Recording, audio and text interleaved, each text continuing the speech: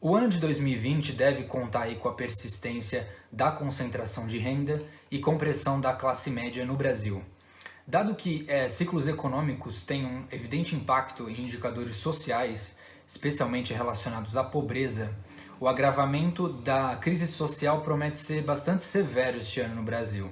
Diante aí da pandemia da Covid-19 e de todos os efeitos para a economia mundial e brasileira, a renda dos domicílios muito pobres ou bem próximos à linha da pobreza deve sofrer bastante pressão.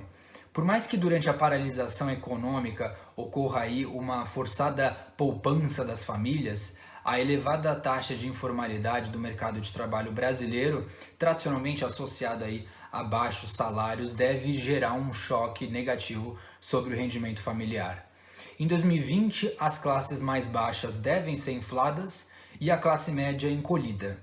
O principal fator para esse movimento de ampliação no número de domicílios das classes mais pobres promete ser o desemprego dos menos escolarizados, já que em situações de crise, os trabalhadores mais dispensáveis na perspectiva dos empregadores são os menos qualificados. A expectativa é que as perdas econômicas mais expressivas sejam sentidas aí no segundo e terceiro trimestres, quando a economia deve registrar uma forte contração do PIB. E esse quadro de forte queda da atividade tem efeitos substanciais aí sobre o mercado de trabalho. Felizmente, as medidas anunciadas pelo governo federal devem dar suporte às famílias brasileiras em situação mais vulnerável. Especialmente para os domicílios das classes mais baixas, a inclusão aí de mais de 1 milhão de famílias no programa Bolsa Família e a criação do auxílio emergencial a beneficiários do programa e a demais trabalhadores afetados pela pandemia promete ser bastante benéfica. Mesmo que as medidas do governo estejam na direção correta e em montante já bastante significativo, elas não devem ser suficientes para evitar danos aí substanciais no mercado de trabalho este ano. Apesar da perspectiva de normalização gradual da atividade econômica ao longo do segundo semestre, o número de domicílios das classes mais baixas não deve reduzir no médio prazo.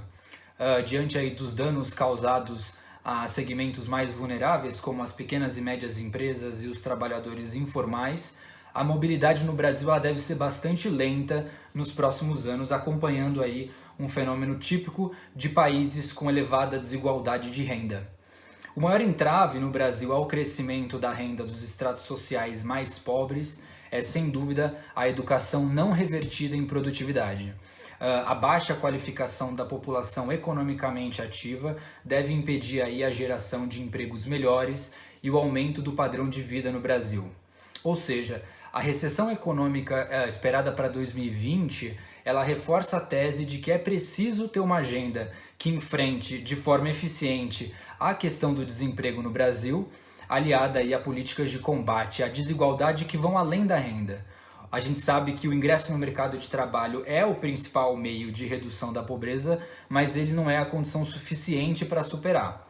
Então, focar em esferas como saúde, educação, moradia e saneamento é fundamental para que, enfim, os brasileiros mais pobres não fiquem à mercê dos ciclos econômicos e possam aí celebrar ganhos permanentes.